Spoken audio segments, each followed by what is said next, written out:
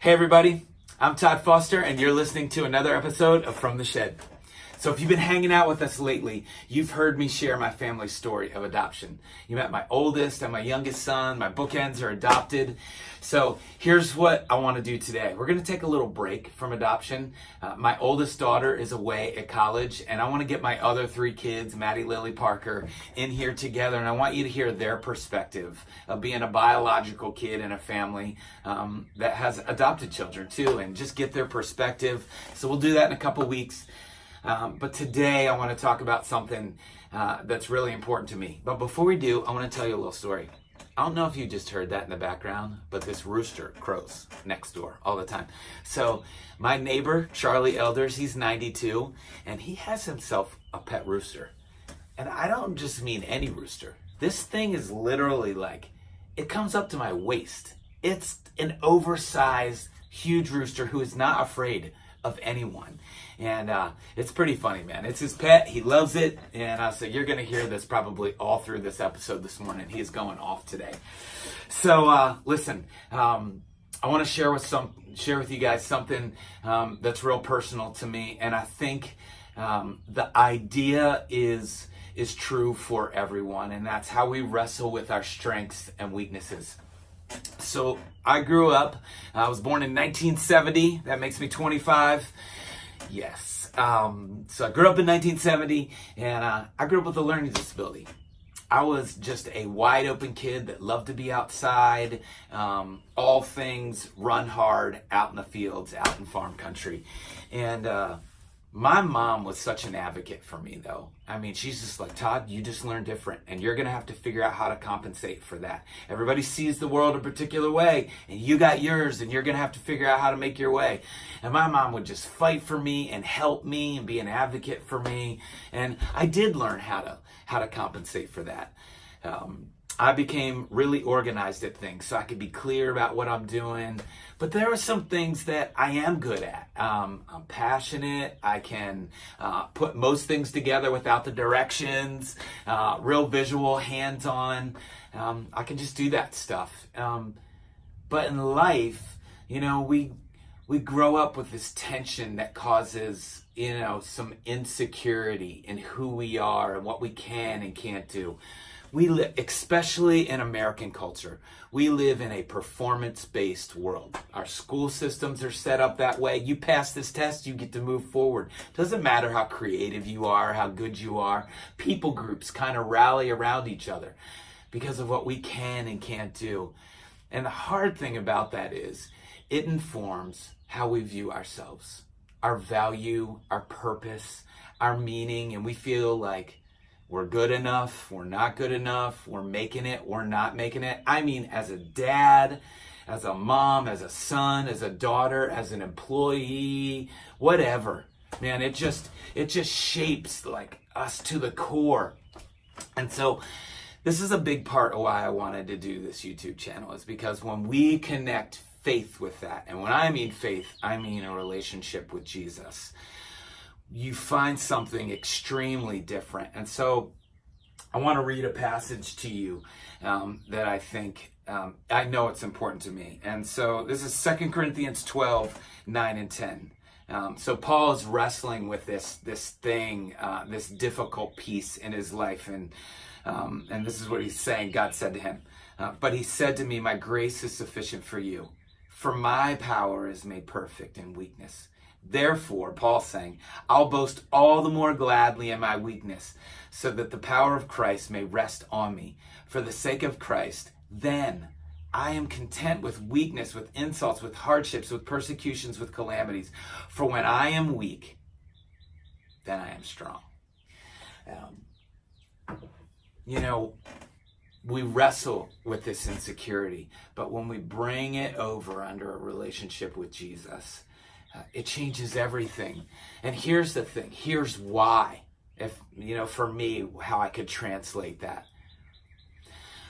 When I know how loved I am by God, when I know how powerful he is, and I see him for who he is, and I put my faith, express my faith in him, and I bring myself under this umbrella of his sovereignty, his power, his goodness, I'm safe, man.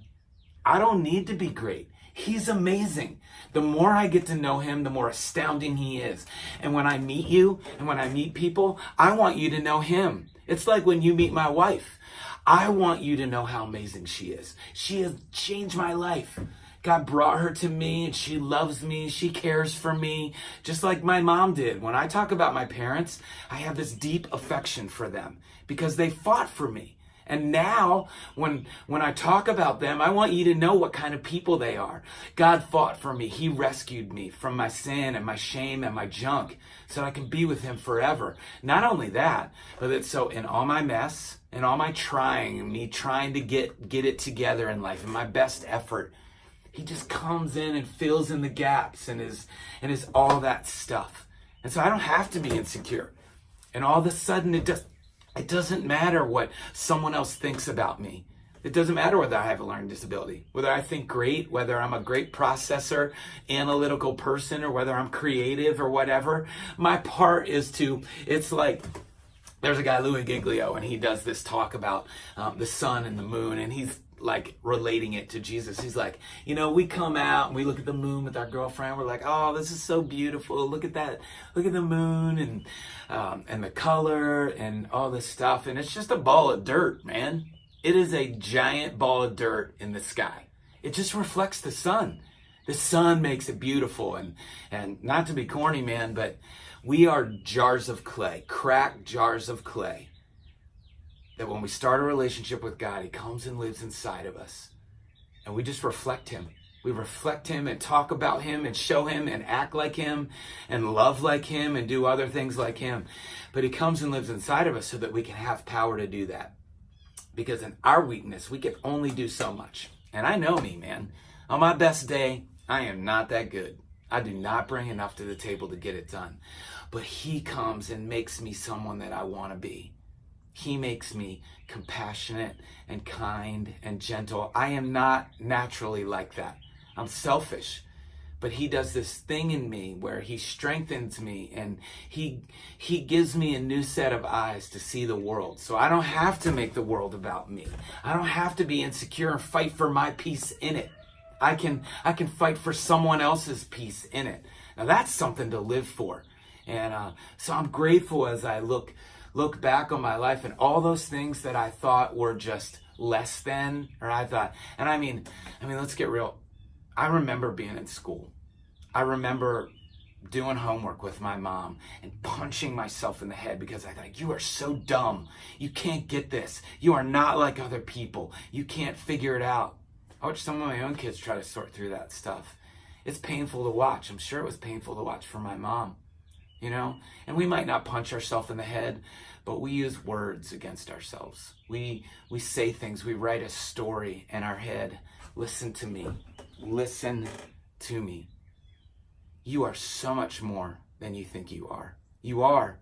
I know that because I believe with all that's in me, God reached down into the earth that he created in the mess that we made and made a way to find freedom from our sin and our brokenness, but to also find purpose and value and meaning to live for something greater.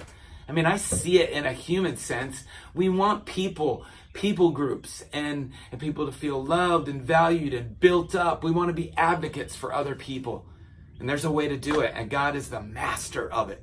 I'm telling you. And so if you brought your life under his, if you gave him some time today, if you slowed down and listened for him and looked for him, if you got in his word, if you opened up the Bible, if you started reading the book of John, start there.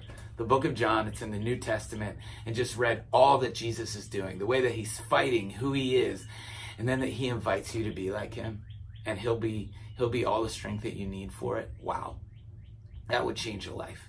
And so I think on this Friday, that's something to live for. That's something to turn your heart towards. And here's the thing, man. If you're a dad, if you're a mom, if you're a student, college, high school, middle school, younger, whatever, if you are a teacher, an engineer, you might be super smart and analytical, and you might feel like you just bring a little bit to the table and you're not a great student. Whatever. God wants to meet you where you are and do something astounding. In his word, he says, I can do more than you could ask or imagine. So why not give him a chance to do that? So thanks for hanging out with me today. I hope this encourages you. I hope it helps you lean in and find value and meaning and purpose. I hope it helps you find deep encouragement. And so have a great weekend. We'll see you next week.